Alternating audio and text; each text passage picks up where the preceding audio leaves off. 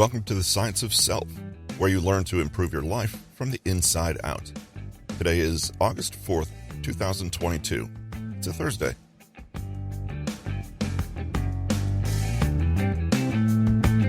In our episode today from The Science of Being Lucky by Nick Trenton, we'll examine two of the most common methods of courting luck, and we'll attempt to determine if they're actually effective at bringing good fortune, or if they're merely giving people the illusion of having more control over their lives and happiness. So, let's dive in.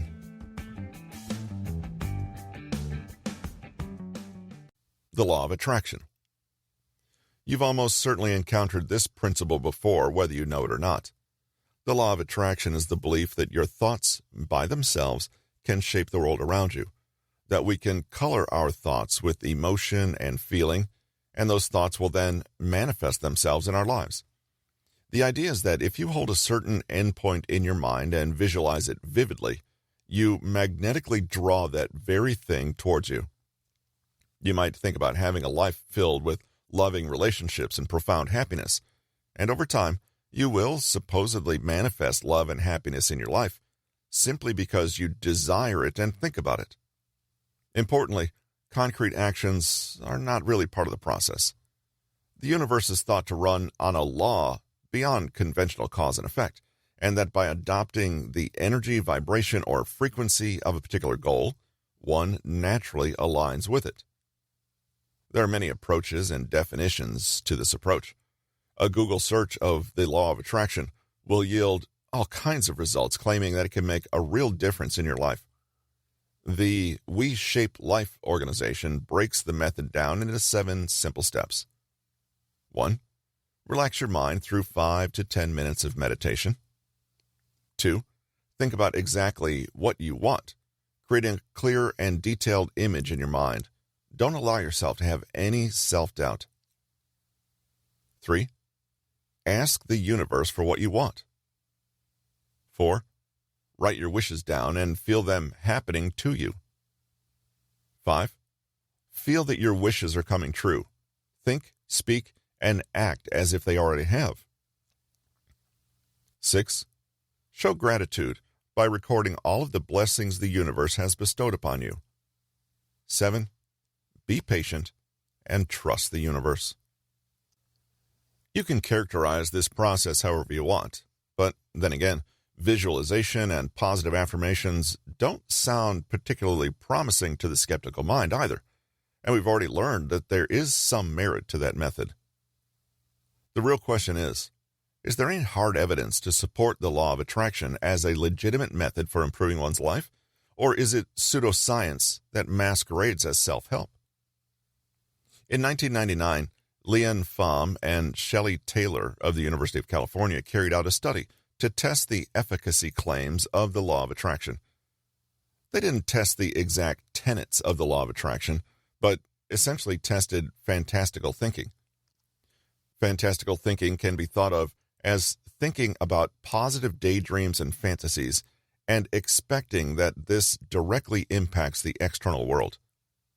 As you can imagine, it's no more sound than believing that a pair of stinky socks has a connection to whether you win at the casino. But in the interests of testing the idea empirically, the researchers broke up the study participants into 3 groups. Group 1, students were asked to spend a few minutes each day visualizing, with a clear image, how great it would feel to score highly on an important midterm exam that was coming up in a few days. Group 2, students were asked to spend a few minutes each day visualizing when, where, and how they intended to study for the exam. Group 3, this was the control group. Students were not asked to visualize anything to do with the exam. The results were telling. The students from Group 1 studied the least and got the lowest grades on the exam. On the bright side, they did feel better about themselves during the process, but that's a small silver lining considering that their tangible results were contrary to what they had thought about. The results might also offer insight into the many people claiming that the law of attraction has worked for them. Students in Group 2 who visualized themselves studying actually prepared better, studied more, and earned higher marks on the exam than the students from the other groups. They also reported that they were less stressed about the exam. Pham and Taylor's study is another point of evidence supporting the benefits of visualization while refuting that the law of attraction has an ability to bring us benefit or good fortune. A simple belief in change attracting good luck may not do much good by itself, but visualizing exactly what that change entails does help. However, one study is certainly insufficient to rule out the law of attraction. A 2015 study published in the European Journal of Social Psychology attempted to measure the effects of implementing the law of attraction for students to enter romantic relationships with their crushes. A team of 4 researchers, Oettingen, Capes, Gutenberg, and Goldwitzer, asked the participants to imagine what would happen in various scenarios where they interacted with their romantic crush in some way. The researchers rated their fantasies on a spectrum from highly negative to highly positive, with some of the positive fantasies including such cliches as making eye contact across the room and knowing it was love at first sight. The fantasies that were rated more negatively included some particularly devastating thoughts, with one girl describing her daydreaming thought as, "We are both free and single. He turns to me, smiles, and asks how I am. For reasons that I still do not fully understand, I explain that I already have a boyfriend." 5 months later, the researchers reconnected with the study participants to see what had happened with their crushes in that time. On average, those students who had fantasized positively about their crushes had been less likely to be forthcoming about their feelings to the crush or to otherwise pursue a relationship with them in some way, relative to those who had imagined things working out poorly. Why? Much like the positive thinkers from the first study, these people may have felt better about themselves by fantasizing, daydreaming, and utilizing the law of attraction, but their positive thinking failed to manifest itself tangibly in their actual lives. Wishing for luck brought nothing but complacency. Could it be that fantasizing provided a kind of soothing, temporary pseudo-outcome that made people believe that taking positive action was less urgent? One of the researchers from the last study, Gabriel Oettingen, conducted another study measuring how positive thinking about career advancement correlated with actual career advancement over 2 years. Senior college students were asked to note how often they fantasized about getting their dream job after graduation.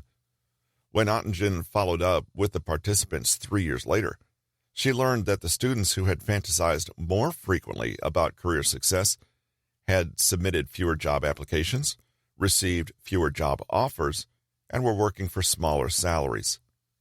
It's as though the fantasies were not a stimulus for positive change, but rather a replacement for it.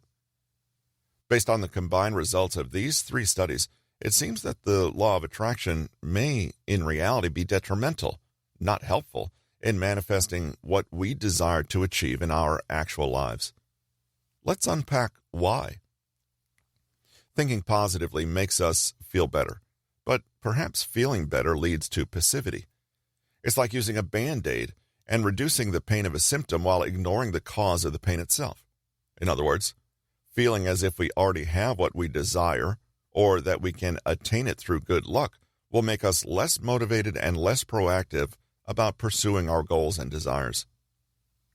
The law of attraction is about belief and thought, and even visualization emphasizes process and detail. Proponents of the law of attraction are sometimes explicitly told to relax and assume that the problem is already being solved behind the scenes. This reduces tension and urgency, which may feel better in the short term. What it doesn't do, however, is move anyone forward.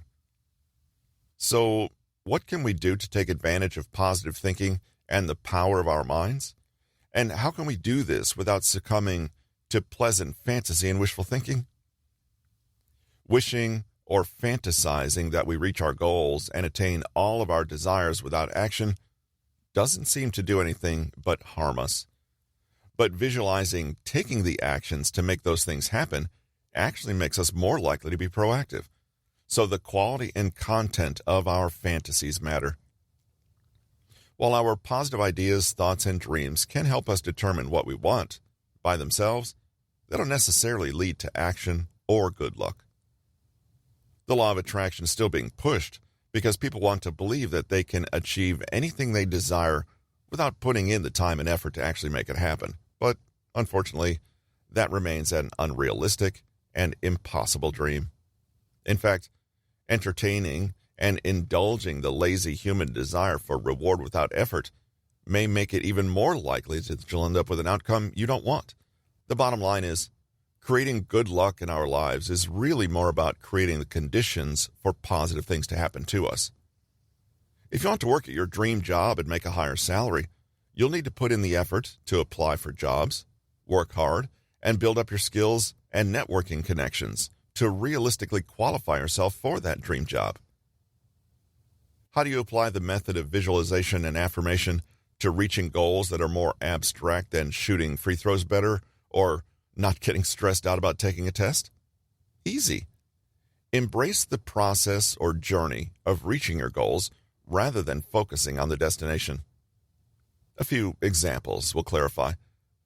Let's say you really want to get into better shape so that you can show off your swimsuit body on your next tropical vacation. Imagining yourself with the body you want won't help you get it, but visualizing yourself working out in the gym or hiking a nearby mountain path just might increase the chances that you actually do those things. Repeating self-affirmations that you are disciplined and hardworking and that you'll stick to your exercise regimen, even on the days you feel tired or discouraged, can build your belief in yourself to accomplish your goals. Again, you are creating the conditions for luck, not the positive outcome itself. You are imagining the intermediate steps that carry you to a goal rather than focusing on the goal itself with no thought for the practical way that the goal comes about. Fantasy and daydreaming can be useful, but daydreams mean nothing if they're not tethered to reality somehow. A fantastically imagined visualization might yield valuable insights or help you better understand what you want. But when you're done daydreaming, you'll still need to grapple with material reality to make the changes necessary. If you want to give yourself a mental boost, visualize yourself working through the process of reaching that destination or reward. The real magic is in building up the internal belief that you are capable of creating the conditions for luck, not that your beliefs can manifest luck into your life in and of themselves. This is really an extreme external locus of control dressed up as an internal locus of control. Good luck doesn't come around just by wishing and waiting for it, as much as we want it to. The Self-Fulfilling Prophecy. Robert K. Merton, a 20th century sociologist, may have coined this term, but examples of this can be found in literature as far back as ancient Greece and ancient India. The concept is one that's familiar to most people, as they've likely witnessed it unfolding in their own lives. The self-fulfilling prophecy is basically a prediction that, directly or indirectly, causes itself to become true due to positive feedback between belief and behavior. Put simply, this is the idea that a positive or negative prophecy, strongly held belief, or delusion can sufficiently influence people so that their reactions ultimately fulfill the prophecy itself. The classic story of Oedipus, for example, wherein a father had a prophecy that his son was going to kill him, sent him away to prevent it, but the sending away resulted in the very series of actions that led to his death. A more everyday example is a person who's so worried about making a bad first impression at an interview that they stay up all night stressing about it, oversleep, and then make a bad impression at the interview the next morning because they're tired and anxious. This leads to the behavioral confirmation event, in which behaviors that are influenced by expectations cause those very expectations to come true. You may go to an interview, completely blow it, and come home thinking, "See, I knew it." If you think about it, This isn't a hard idea to grasp. If someone expects something of you, whether it be good or bad, you will live up to that expectation more often than not. We're no longer in the murky realms of luck and probability, but simply playing again with perception and expectation, which turn out to play a massive role in what we think of as luck. If you believe you have bad luck, you'll act in a way that will ensure bad luck will enter your life, and so on. You create the cycle in which you live through the power of your thoughts and intentions. I can still remember my very first work presentation that I had to deliver to a group of colleagues about some research I'd done. Logically, I knew that my work was fine and that all my data was correct. However, this wasn't as easy to convince myself of in practice. I was so certain that I would forget a point or speak too quietly and make a complete fool of myself. On the day, I found myself trying to do the complete opposite. This resulted in a speech that was mostly yelled, far too long, and excruciatingly slow. I looked and sounded insane. This is the perfect example of how a belief, particularly a negative one, can focus someone's attention and cause the very thing they feared to begin with. In the case of luck, if you believe you have bad luck, you'll ignore every positive thing that occurs and focus blindly on everything that's negative. This is something we all do. You may have had a perfectly ordinary day at work, but as soon as you make one error, it suddenly feels like your whole day starts to turn into a disaster. Often, this is because focusing on the negatives will cause you to act in a way that is contrary to what generates good luck. Instead of being open-minded and willing to explore new possibilities, you let tunnel vision take over, and your fear shuts you down. A self-fulfilling prophecy can be so powerful that it even causes us to interpret positive outcomes as negative ones, if it means they align with our catastrophic predictions. For example, you may be so convinced of your bad luck in love that you come away from a neutral or even positive first date, and then deliberately decide it was a flop and never contact the person again. They disappear from your life, and you'll never know if they might have been the love of your life had you waited to go on a second date. You tell others, "I'm unlucky in love," and because you believe so, it's true. The funny thing is how closely this resembles the law of attraction, while essentially being the very opposite. Bad luck isn't always centered on an event or situation. Plenty of people are certain that they have a particular object that is the sole reason behind every bad luck incident in their lives. Perhaps it's a pair of socks, or absence thereof, that you just know is behind all your troubles, or a song that's always playing when you have a particularly embarrassing moment. Some people are convinced they are forever jinxed by their unattractive name, a weird physical feature, or some random fact of their past. Whatever it is, if you believe something will give or bring you bad luck, you will undoubtedly begin to act differently around it, fixate on it in an unhealthy way, and, ultimately, act differently than you normally would. You may feel that your acne is single-handedly ruining your social life, and so you avoid eye contact, you squirm uncomfortably when people look at you, which is a great way to ruin your social life. It's because you act differently and out of your normal flow or behavior that things may seem to just fall apart. It's like an athlete who overthinks his game strategy and ends up ruining it all. If you believe you have great luck, you are more likely to create it, not out of thin air and not by magic, but by not driving away beneficial situations.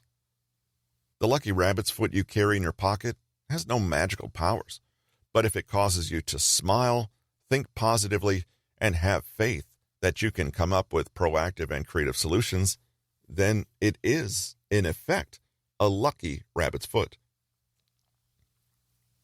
The power of belief. Tennessee Williams once said, "Luck is believing you are lucky." It's a heavy irony. Wishful thinking doesn't create good outcomes, but believing it does will. So it's worth believing in luck, despite its not existing. Rather than a supernatural force or a random event, luck is best thought of as a subjective interpretation of neutral events that has a concrete influence over how those events play out. A belief in luck can lead to a virtuous cycle, i.e., a loop of confirmation that ends up creating the narrative it believes exists. Counterintuitively, believing you're lucky makes you work harder and make better plans. Even better, believing you're lucky makes you pay more attention to emerging opportunities and possible solutions so that you're better able to capitalize than those who believe they have rotten luck. Richard Wiseman at the University of Hertfordshire is the author of the 2003 book, The Luck Factor. He conducted an experiment where he asked participants to count pictures in a newspaper. At the same time, he hid the solution of the puzzle on the second page of that newspaper. He noticed that the participants who considered themselves lucky people were more likely to notice the solution than those who considered themselves cursed with bad luck. So, in a weird plot twist, the people who thought they were lucky were. You may start to notice these effects in people around you. Someone may plan ahead and pack tissues in their bag, and when someone gets a nosebleed, triumphantly presents the tissues and says, "Look at that, how lucky." You may notice that the pessimistic people who always grumble and say, "Just my luck," are also the ones who seem to do very little to improve their situation or actively blame the outcomes of their failure to act on some supernatural force that has a mysterious grudge on them. Some people may even unconsciously jeopardize themselves and invite failure just so they can confirm their belief in themselves as unfortunate. Economist Alan Kirman of the School for Advanced Studies in the Social Sciences in Paris has conducted a few studies into the random things we consider lucky breaks, like finding a parking spot. He discovered that people might be trapped in bad luck spirals without consciously knowing what's happening. Our perceptions and attributions can compound and reinforce themselves via our behavior, so that we eventually start to feel like the world really is against us, even though we are the ones bringing about those outcomes. People might, for instance, believe that certain people are just lucky when it comes to spotting great parking spaces, but believe this to such an extent that they actually learn to choose the spots far back and leave the other spots for the guys who are lucky. Perception really matters. In addition to using visualization to imagine yourself taking concrete steps towards your goal, try to incorporate affirmations to cement a belief in yourself as a lucky person. Don't overthink it.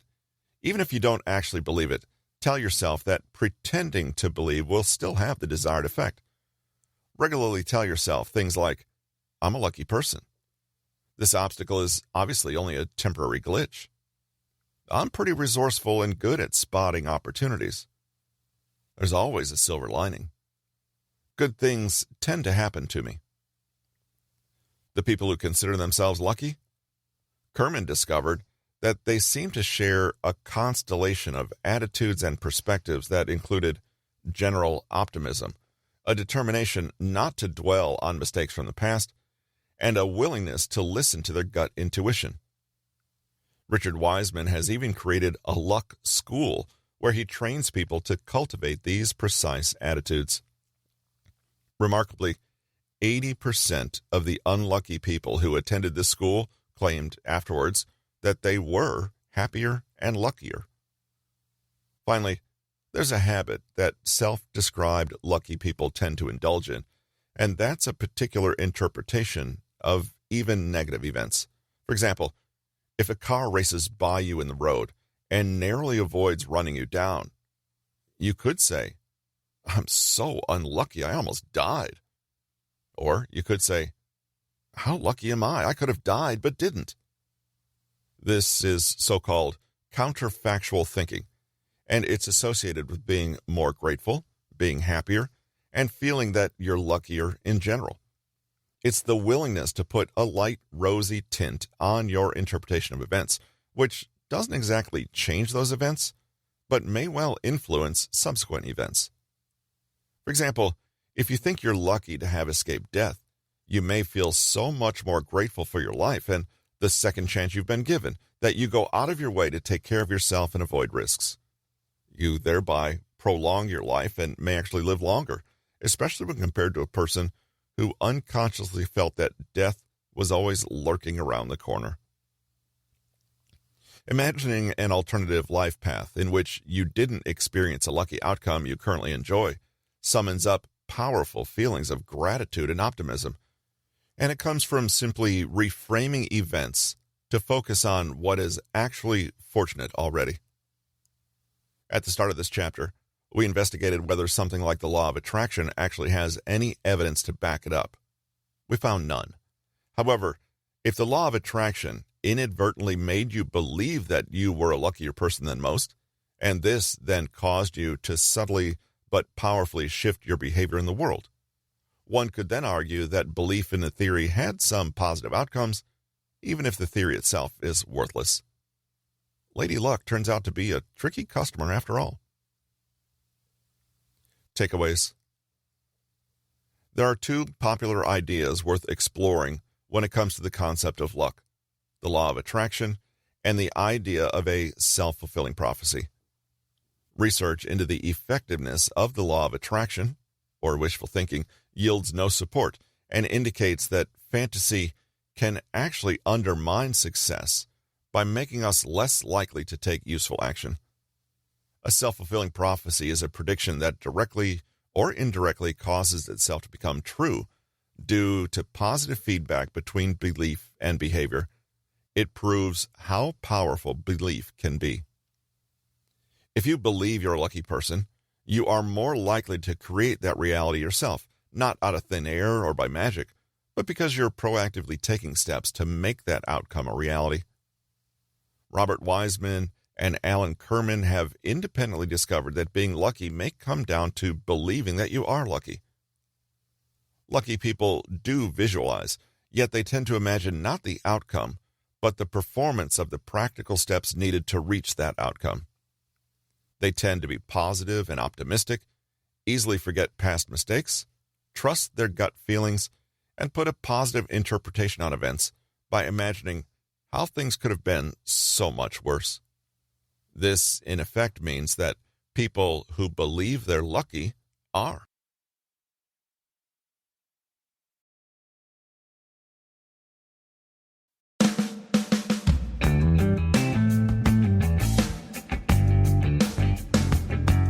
That's it for this week's episode of The Science of Self. Be sure to sign up for the author's email list at bit.ly/Nick Trenton. I'm Russell, and have a great week. See you next Thursday.